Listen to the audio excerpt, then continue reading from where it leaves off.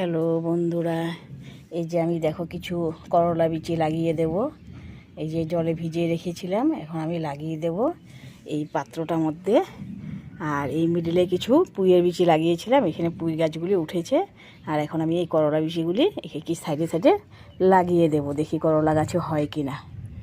এই যে লাগিয়ে দিচ্ছি, এই যে সাইডে সাইড দিয়ে এই করলা বিচিগুলিও লাগিয়ে দেব।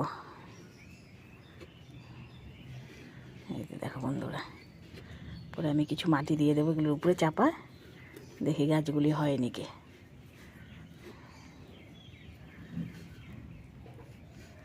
এই যে লাগিয়ে দিচ্ছি, দেখো হলে তো তোমাদের সাথে আবার শেয়ার করবই।